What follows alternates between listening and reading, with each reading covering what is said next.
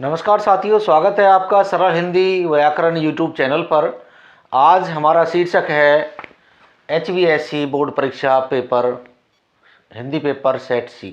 साथियों, इससे पूर्व हम हिंदी पेपर सेट बी पर चर्चा कर चुके हैं। उसको यहीं पिछले दिन हम सॉल्व कर चुके हैं। अतः साथियों, आज हम सेट सी पर चर्चा करेंगे तथा उसको सॉल्व करेंगे। साथियों, पेपर बहुत आसान था और कहीं कहीं एक आध अक्षर ऐसा हो सकता है जो संस्कृत से लिया हो या वो कठिन हो, अन्यथा पेपर बहुत इजी था। अब आप देखेंगे कहाँ कैसे आपने किया है। आप देखते रहिए, बने रहिए। सबसे पहले मैं उनसे भी कहूँगा जो नए हैं वो चैनल को पहले ही सब्सक्राइब कर दें ताकि अगली क्लास आपको तुरंत मिल जाए। साथियों, प्रश्न सेट सी में पहला प्रश्न है, गुण संधि की परिभाषा उदाहरण सहित स्पष्ट करिए। गुण संधि क्या होती है? प्रश्न नंबर 1 और 1 का ये दिया हुआ है, मेरे हाथ में क्वेश्चन पेपर है। कै 1 का कै ये दिया हुआ है। इसमें गुण संधि की परिभाषा तथा उदाहरण, ये दो चीज़ पूछी है। तो सबसे पहले हम परिभाषा देखेंगे। परिभाषा है ए या आ के आगे, आ के आगे ई ऊ तथा री आ जाए तो इनमें से कोई एक आ जाए तो में से कोई हो, में से कोई वर्ण आ जाए, कोई वर्ण आ जाए तो क्या होगा भाई, देखना है। तो परिवर्तन होगा, ई का ए हो जाता है, ई का ए, ऊ का ओ और रे का आधार्य हो जाता है। साथियों, यहाँ देखेंगे हम, ये परिभाषा हो गई। अब उदाहरण देखेंगे। उदाहरण है जैसे इसका देख लेते हैं, सामने आ गया। जैसे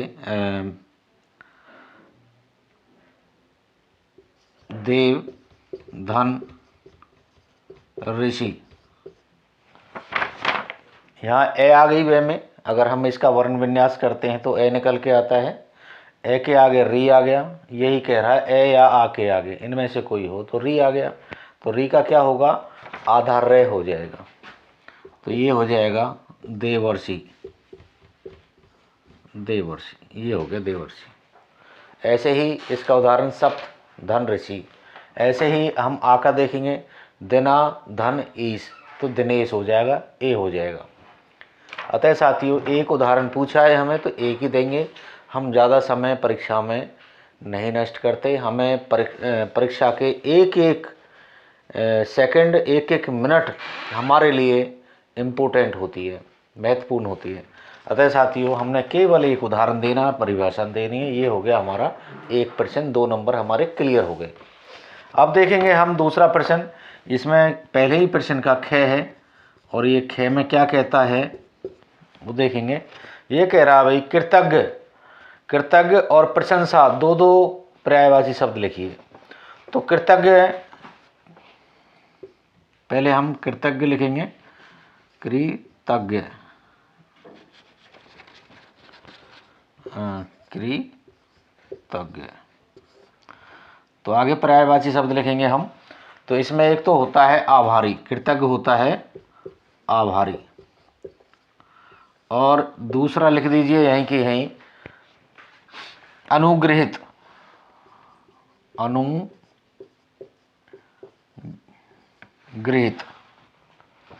ये अनुग्रहित हो गया। धन्य भी हो सकता है, परंतु 2 देने हैं। उत्तर हमने 2 देने, 2 ही पूछे हैं। जितना पूछा जाता है इसमें उतना ही बोलना चाहिए। नहीं तो आपका समय बर्बाद होगा। ये परीक्षाओं में ज़रूरी ध्यान रखने योग्य बातें हैं। अतः दूसरा है आपका प्रशंसा। प्रशंसा में आपका, प्रशंसा में किसी की कोई तारीफ़ कर रहा है, तारीफ़ भी हो सकता है, प्रशंसा का एक तारीफ़ भी हो सकता है, परंतु यहाँ बड़ाई भी लिख सकते हो, बड़ाई, तारीफ़, और आपका गुणगान भी हो सकता है, गुणगान, गुणगान। आपने दो ही बताने हैं, यहाँ मैंने 3 लिख दिए हैं, परंतु आपने 2 लिखने हैं। कृतज्ञ और प्रशंसा के पर्यायवाची हमने यहाँ लिख दिए। अब प्रश्न आता है तीसरा, ये कहता है गे में, मैं थोड़ा ऊपर से ले लेता हूँ।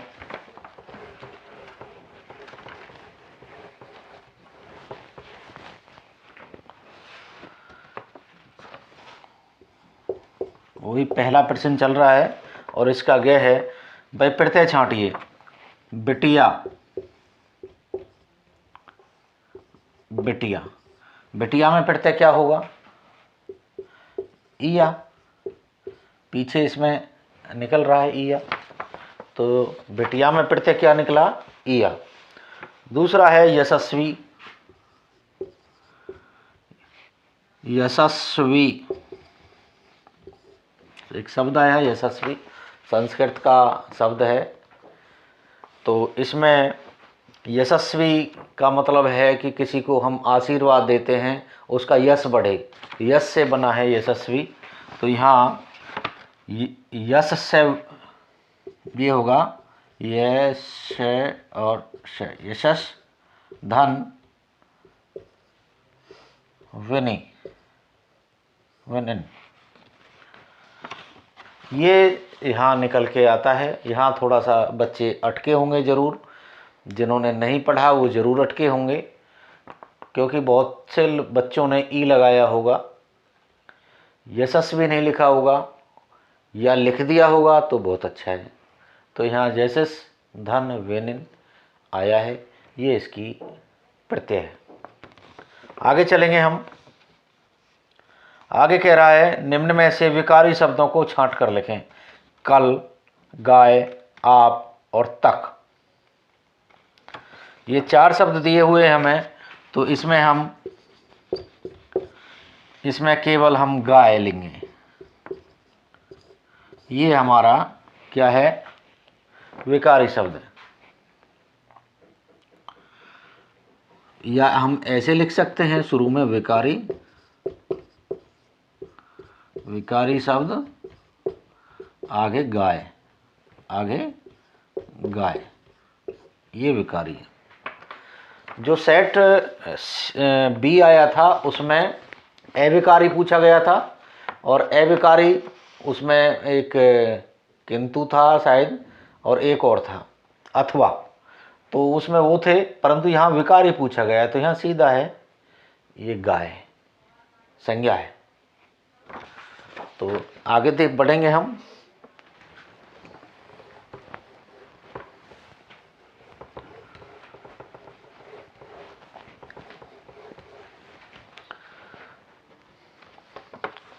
साथियों आगे दिया हुआ है यथार्थ और तामसिक विलोम शब्द छांटिए, और प्रश्न संख्या है आपकी पहले की ही न।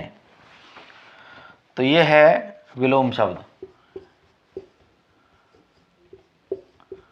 विलोम शब्द लिख दो सीधा ही, विलोम शब्द, और सीधा ही उत्तर लिख दो। यहाँ लिखिए, इसको हम अच्छे से करें तो इस प्रकार से कर सकते हैं। जो बच्चे इंटेलिजेंट बच्चे होते हैं, पहले शब्द लिखेंगे, शब्द, और यहाँ लिखेंगे विलोम शब्द।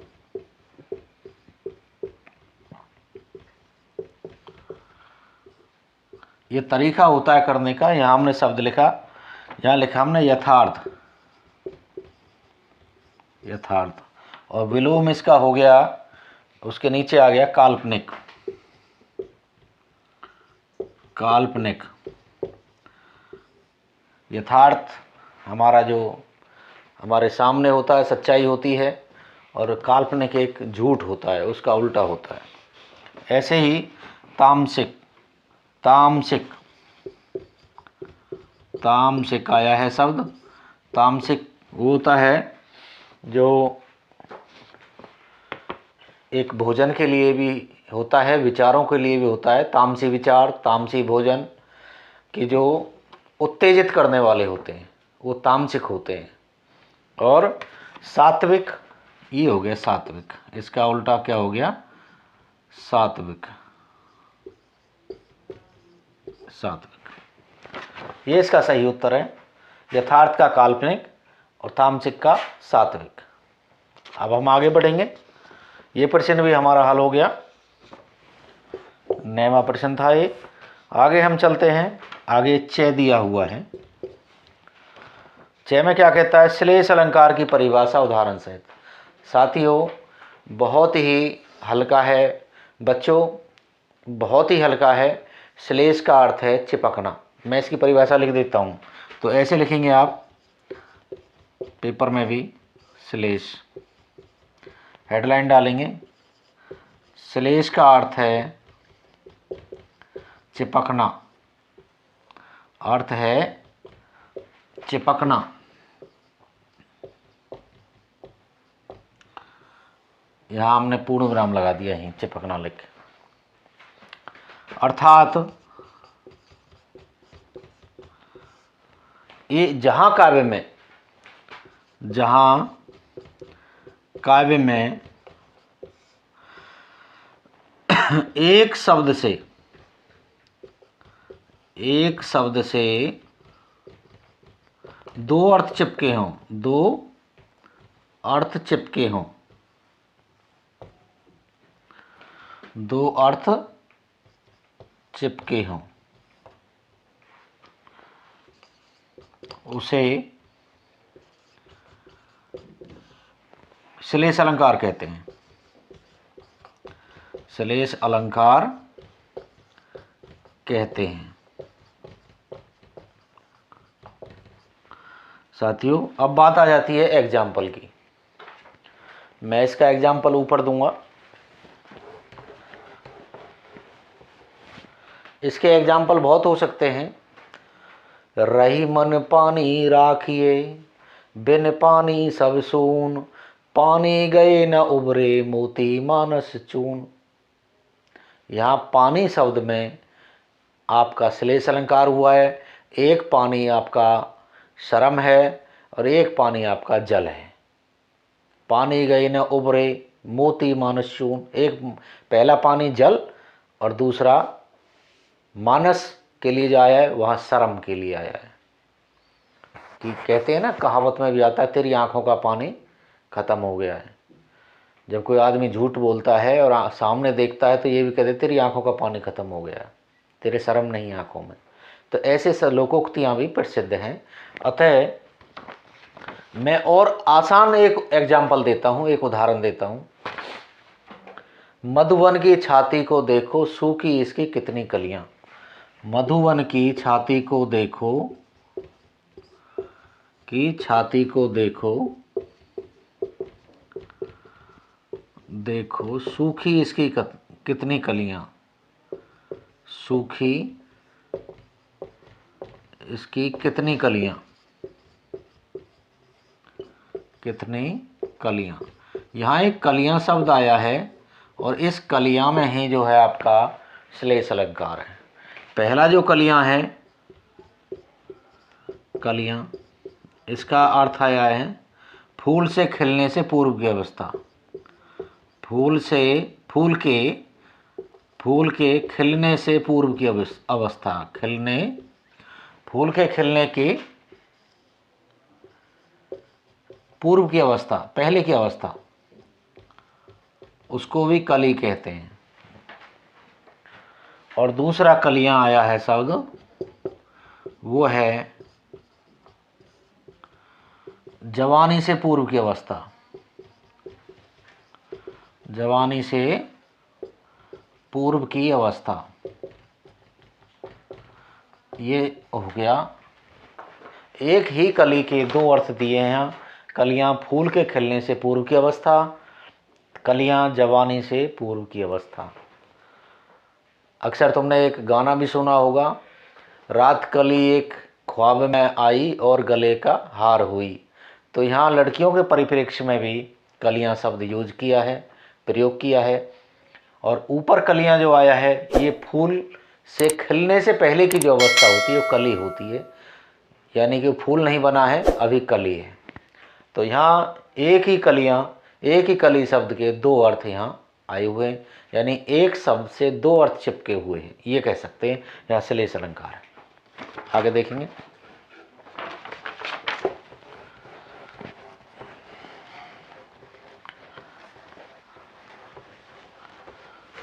आगे क्या कहता है पेपर? आगे कहता है दोहा छंद की परिभाषा उदाहरण सहित स्पष्ट कीजिए। 100 उदाहरण स्पष्ट कीजिए दोहा छंद। और ये संख्या है 6। दोहा छंद, हम इसकी परिभाषा डाल देते हैं, विवरण चिन्ह लगा दिया हमने। दोहा छंद साथियों ये अर्धसममात्रिक छंद होता है। दोहा ऐसे लिखेंगे, दोहा छंद अर्धसममात्रिक छंद होता है। सम मात्रिक, अर्धसममात्रिक छंद होता है। इसके 4 पाद होते हैं। 4 पाद होते हैं। पाद होते हैं।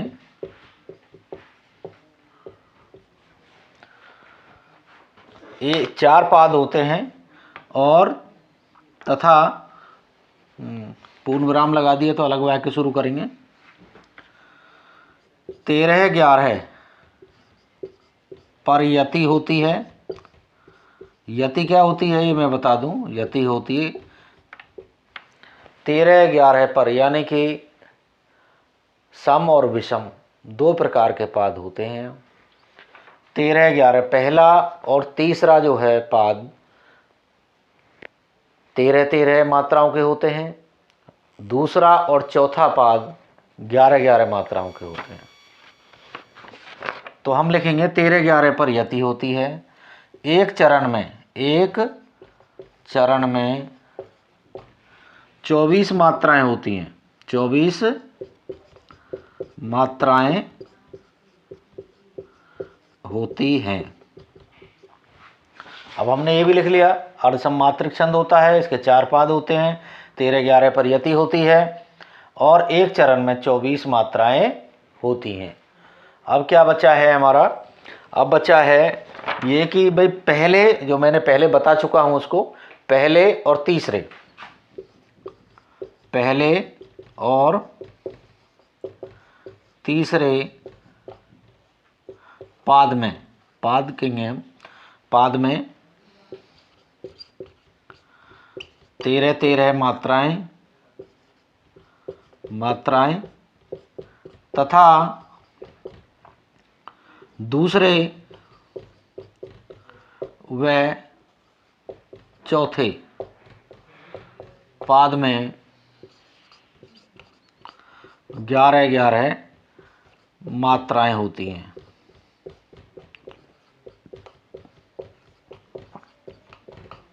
ये हो गया जी आपका दोहा छंद। दोहा छंद अर्धसममात्रिक छंद होता है। इसके 4 पाद होते हैं। 13 11 पर यति होती है। एक चरण में 24 मात्राएं होती हैं। पहले और तीसरे चरण पाद में 13 13 मात्राएं तथा दूसरे व चौथे पाद में 11 11 मात्राएं होती हैं।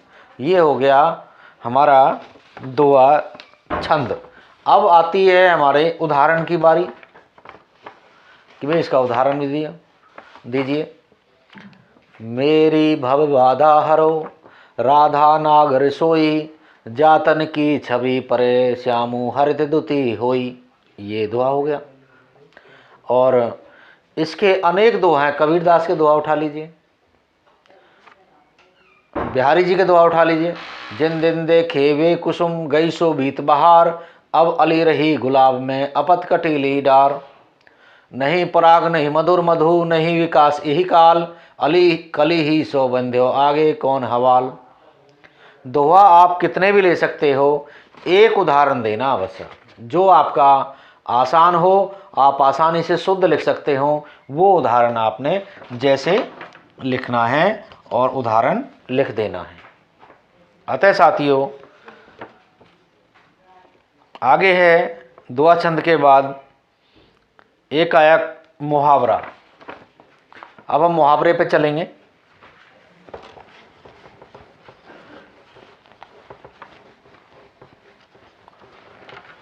मुहावरा है हमारा,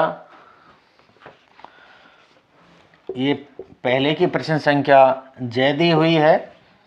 खून पसीना एक करना। खून पसीना एक करना। भाई जो खून पसीना एक कर रहा है, इसका मतलब बहुत मेहनत कर रहा है। तो इसका मतलब ये है बहुत मेहनत, बहुत मेहनत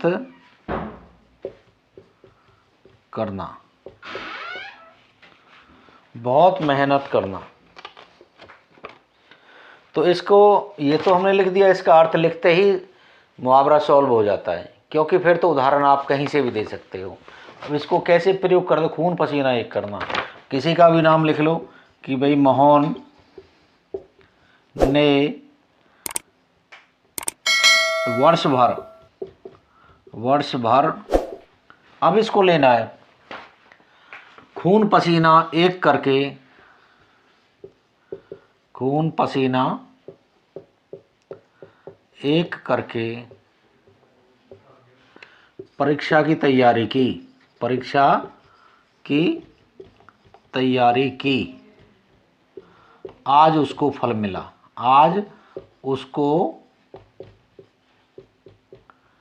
फल मिला, फल मिला। और भी हो सकते हैं उदाहरण।